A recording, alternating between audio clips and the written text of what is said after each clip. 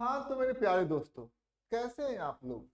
सबसे पहले मैं आज आप लोगों को सदिशों के योग का समानांतर चतुर्भुज नियम के बारे में बताऊंगा। तो सबसे पहले ये पता होना चाहिए कि आखिर हम लोग समानांतर चतुर्भुज किसे कहते हैं।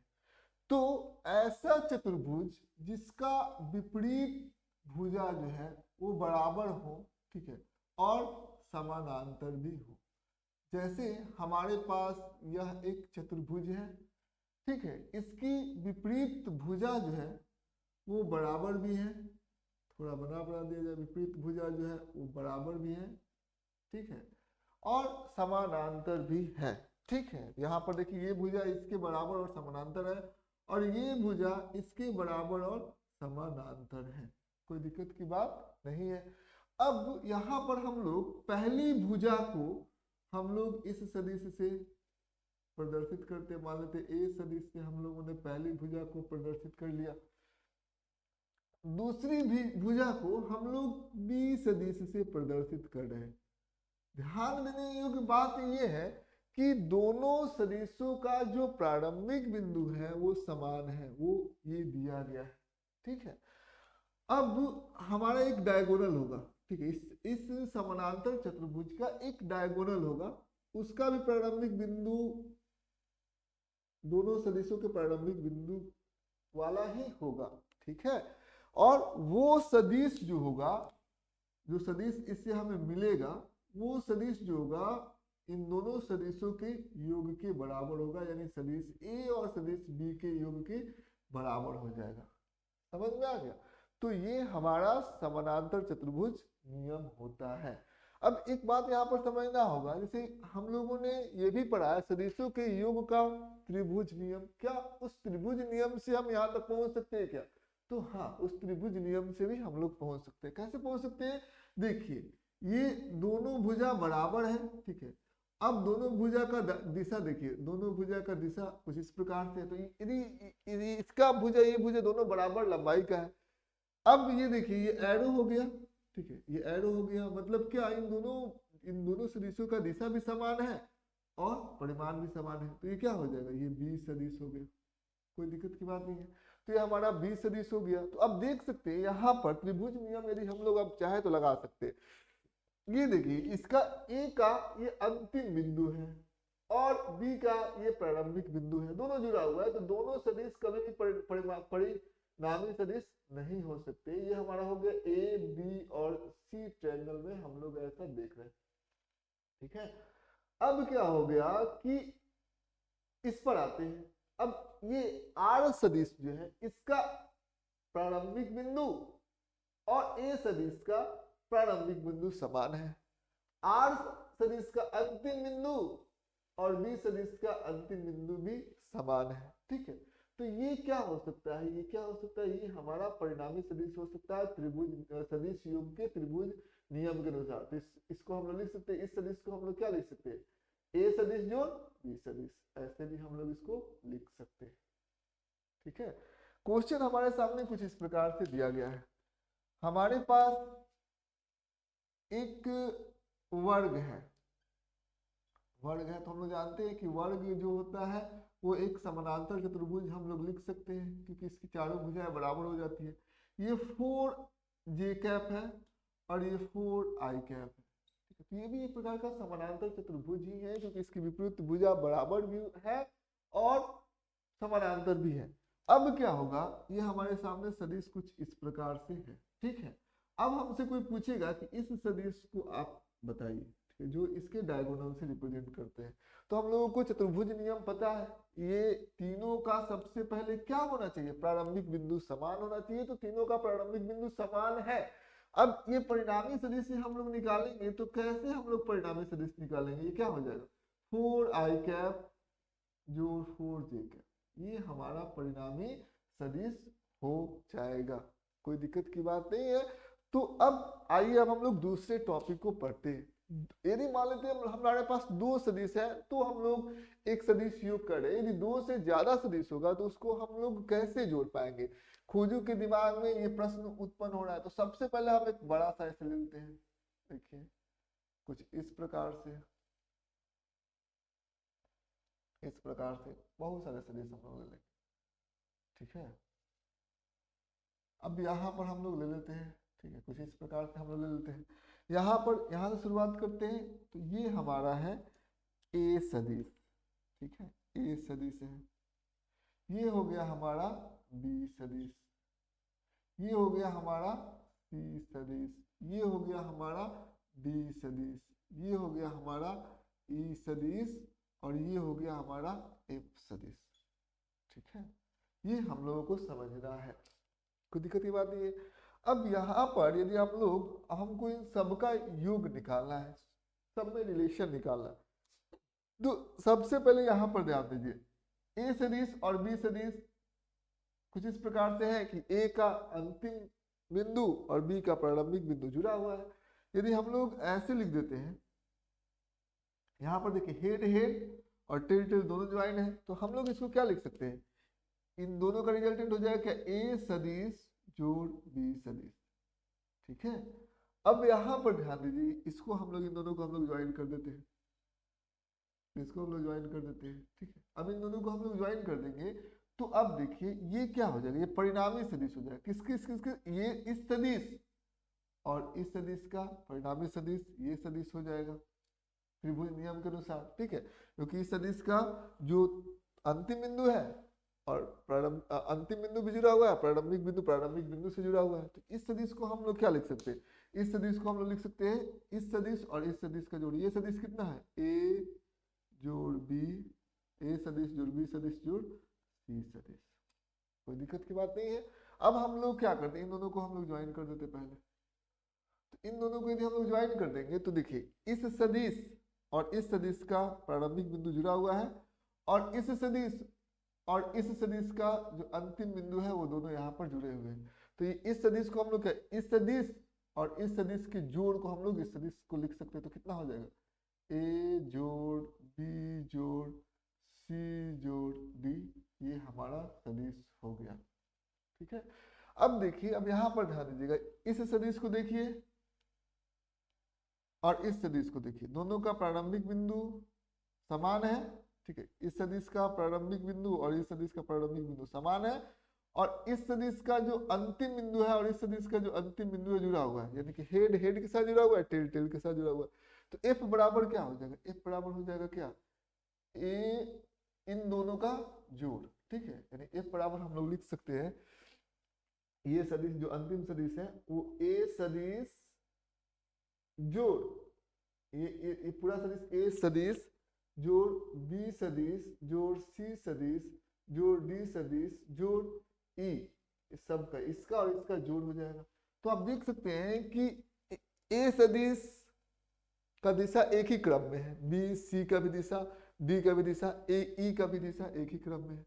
देखेंगे ए का दिशा, बी का दिशा, सी का दिशा, क्रम देखिए, डी का दिशा, ई का दिशा एक ही क्रम में, लेकिन एफ की दिशा का जो क्रम है वो विपरीत है। तो क्या हो जाएगा, यदि मान लेते हैं कि 10 लोग हैं, 10 लोग झगड़ा करने वाले हैं, सबका क्रम, सबका दिशा, सोचने का तरीका एक है, तो एक एक व्यक्ति होगा जिसका सोचने का तरीका बिल्कुल भी उनसे अलग होगा, यानी कोई झगड़ालू नहीं होगा, वो सबका क्या होगा, हेड हो जाएगा, सब जगह वो मान्य हो जाएगा। तो वही हाल हो रहा है एफ सदिश का, सबका जो दिशा का क्रम है वो एक है, और जो अंतिम सदिश है उसका दिशा का क्रम बिल्कुल भी क्या है, विपरीत है। तो यही एफ सदिश जो होगा वो ए सदिश, बी सदिश, सी सदिश, डी सदिश और ई सदिश का परिणामी सदिश हो जाएगा, ठीक है। हमारे सामने यहाँ पर ध्यान देने योग्य बात है, जैसे अब यहाँ पर देखिए, यहाँ पर ये हो गया हमारा ए सदिश, ये हो गया हमारा बी सदिश, ये हो गया हमारा सी सदिश, ठीक है। तो सी सदिश हो गया और हमको निकालना है डी सदिश। तो ये देखिए, इसका दिशा, ए का दिशा, बी का दिशा, सी का दिशा एक ही क्रम में है, डी का दिशा बिल्कुल विपरीत क्रम में है, तो ये क्या हो जाएगा, डी बराबर कितना हो जाएगा, ए सदिश जोड़ बी सदिश जोड़ सी सदिश जोड़ डी सदिश, जो सी तीनों तीनों सदिश का जोड़ डी सदिश के बराबर हो जाए। उम्मीद करते होंगे ये आपको समझ में आ गया होगा कैसे हम लोग जोड़ते हैं, ठीक है। चलिए पहले हम लोग इसको मिटाते हैं।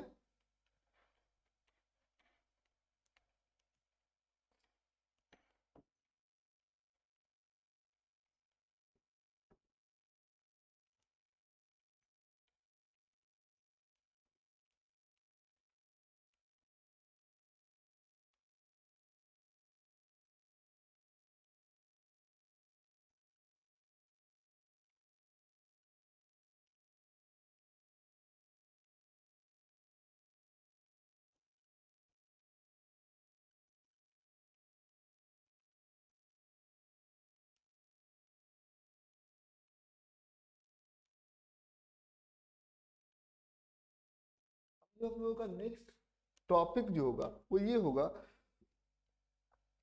कि वियोजन, किसी सदिश का वियोजन। ठीक है, तो सदिश का वियोजन हम लोग पढ़ेंगे। ये हो गया हमारा सदिश का वियोजन, का वियोजन। इसको हम लोग सबसे पहले समझते हैं कैसे हम लोग सदिश को वियोजन, सदिश का वियोजन हम कैसे कर सकते हैं। तो अभी तक हम लोग क्या देख रहे थे, सदिश दो सदिशों को जोड़ना। ठीक है, तो वियोजन करना का मतलब क्या होगा, एक सदिश को तोड़। ठीक है, मतलब योग का बिल्कुल भी विपरीत, जोड़ने के विपरीत सदिश को जो हम लोग जोड़ रहे हैं उसका विपरीत कार्य यदि हम लोग करेंगे तो वही क्या हो जाएगा, सदिश का वियोजन हो जाएगा। ठीक है, तो सदिशों के जोड़ के विपरीत क्रिया है ये। ठीक है, इसको हम लोग कह देंगे, इसमें क्या होगा, इसमें सबसे पहले हमारे सामने एक सदिश होगा। ऐसे मान लेते हैं ये हमारा एक सदिश हो गया।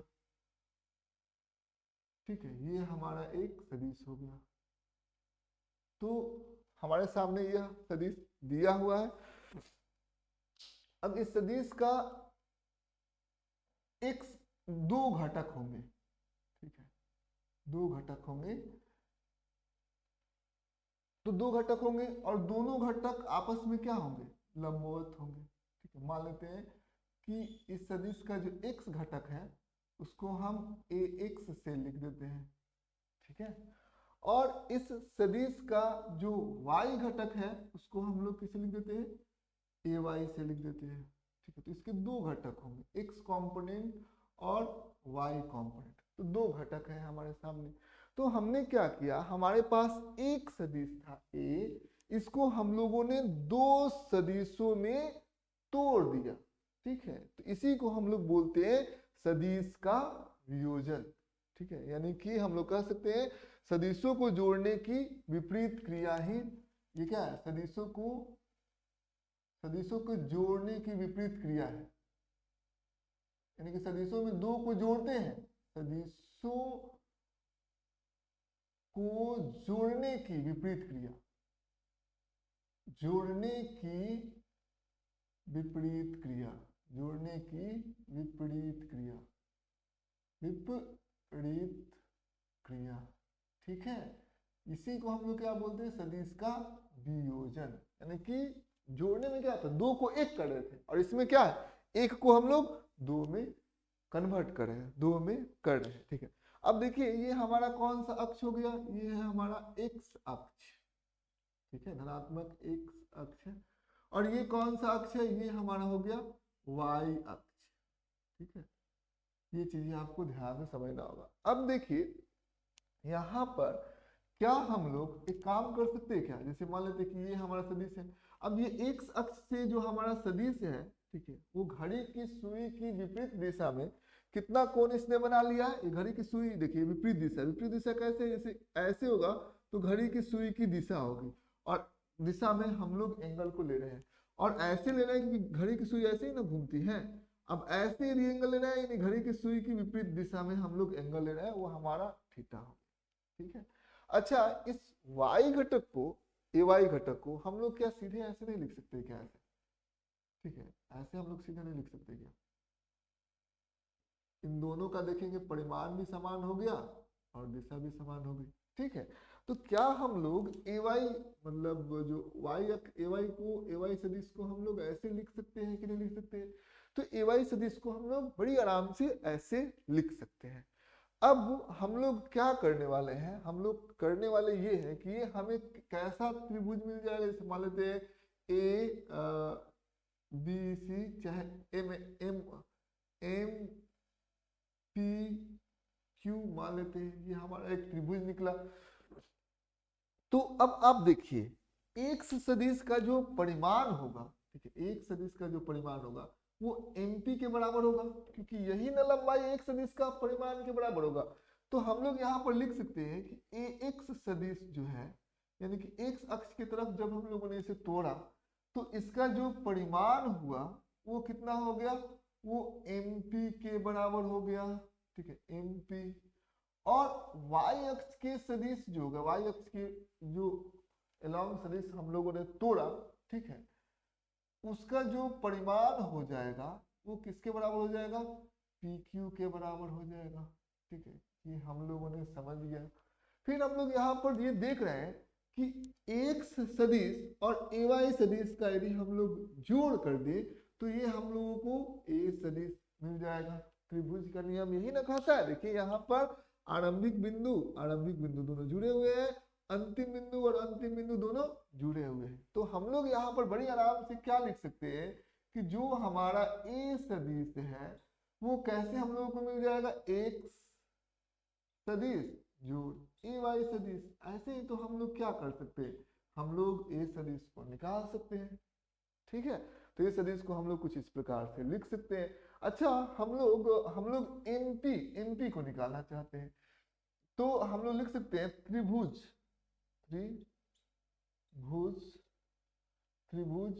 चाहे हम लोग ट्रायंगल लिख सकते हैं। ट्रायंगल कौन सा ट्रायंगल, एमपीक्यू में हम लोग सबसे पहले यह एक 90 डिग्री वाला कोण है, तो सबसे पहले हम लोग कॉस थीटा लिखते हैं।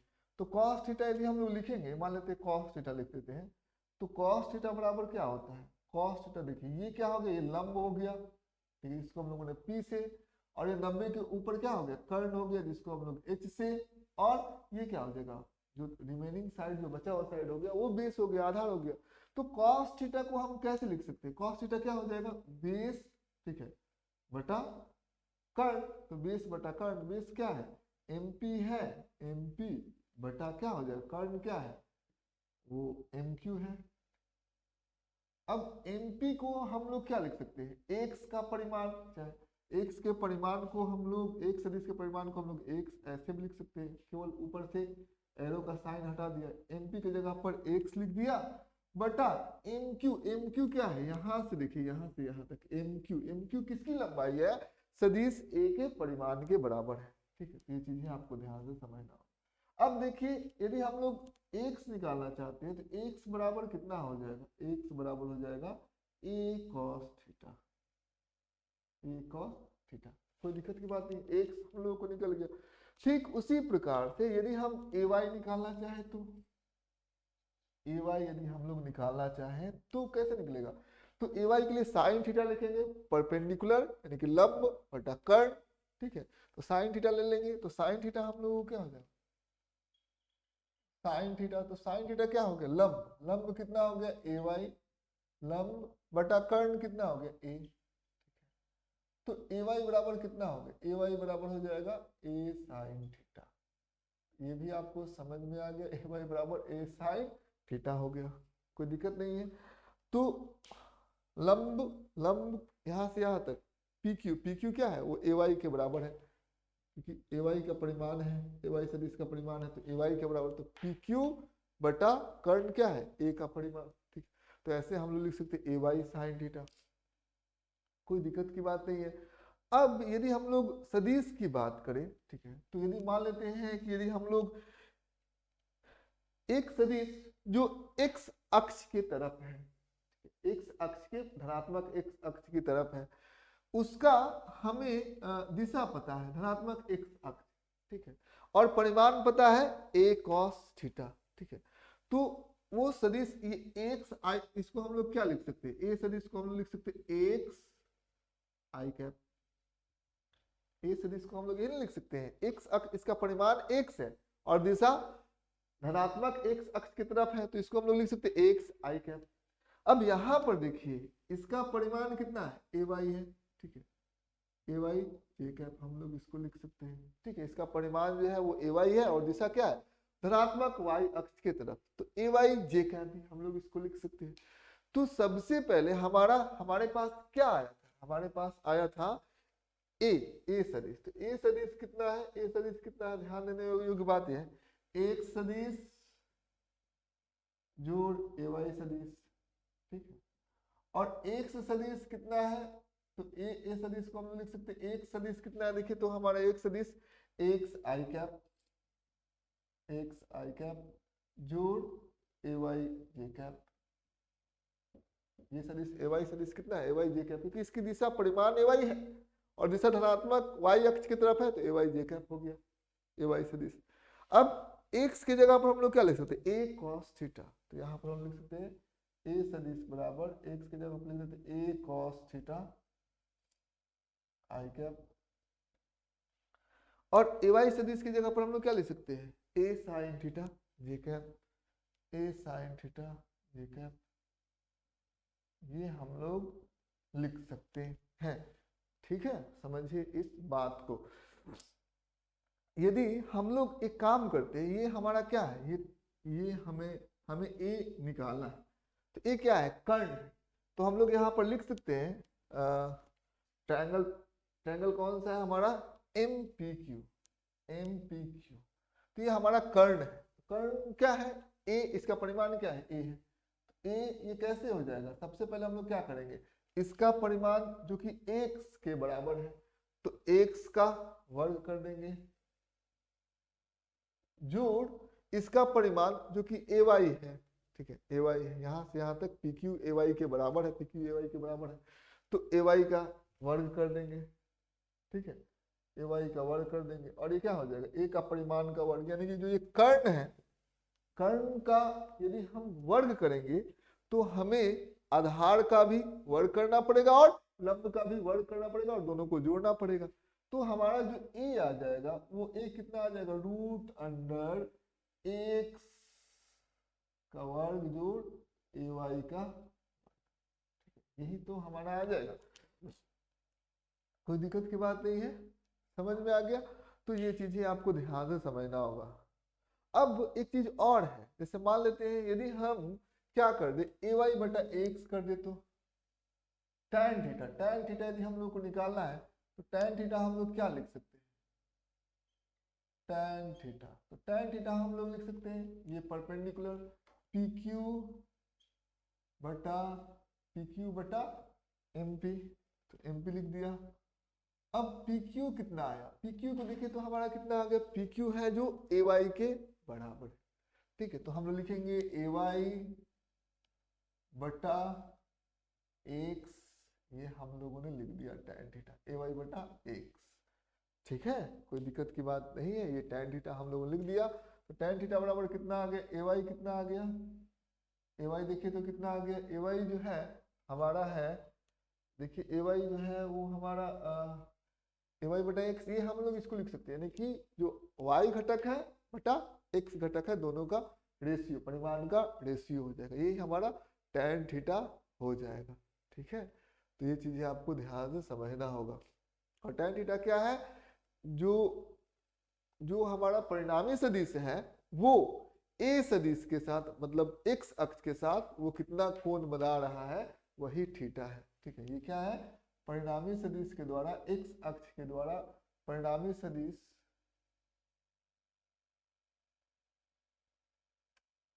परिणामी सदिश x अक्ष परिणामी सदिश जो होती है वो x अक्ष के साथ एंटी क्लॉकवाइज डायरेक्शन, यानी कि घड़ी की विपरीत दिशा में बनाया गया कोण, साथ घड़ी की विपरीत दिशा में बनाया गया कोण होगा, ठीक है। घड़ी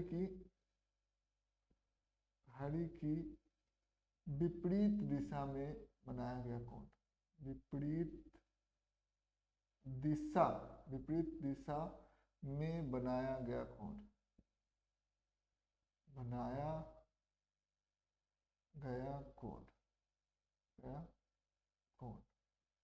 ठीक है, समझ में आ गया। ये हमारा हो गया थीटा का मान।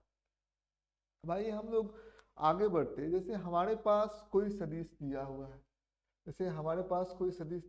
है, कुछ इस प्रकार से, ठीक है। मान लेते हैं हमारे पास कोई सदिश दिया हुआ है, a बराबर दिया हुआ है 4i cap plus 3j cap, ठीक है।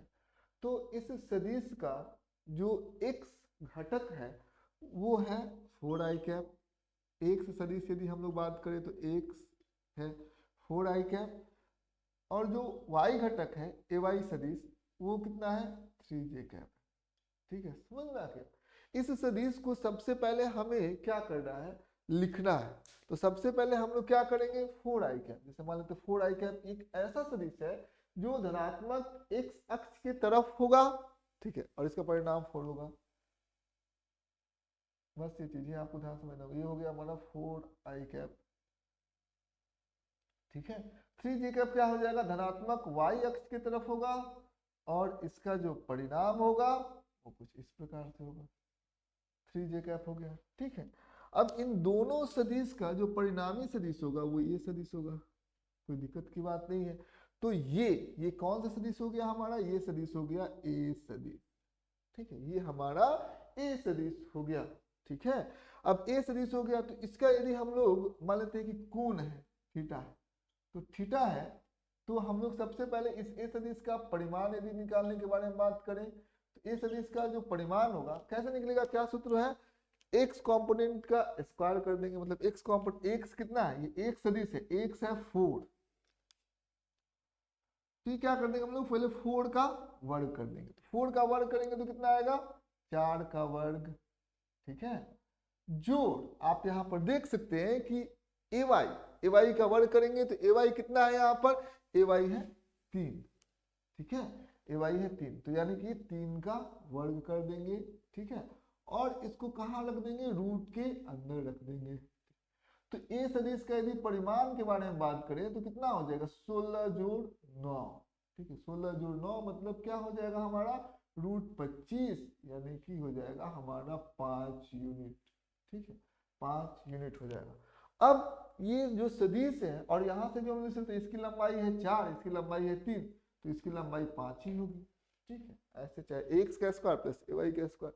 यदि हम लोग tan थीटा की भी बात करें, यानी कि जो एंगल है जो सदिश ने धनात्मक x अक्ष से बनाया हुआ है, तो यदि tan थीटा की भी हम लोग बात करें तो tan थीटा हमारा कितना हो जाएगा, ay बटा x, यानी कि 3 बटा ay 3 हो गया, x कितना हो जाएगा 4, 3 बटा 4 हो जाएगा, ये हमारा tan थीटा हो जाएगा।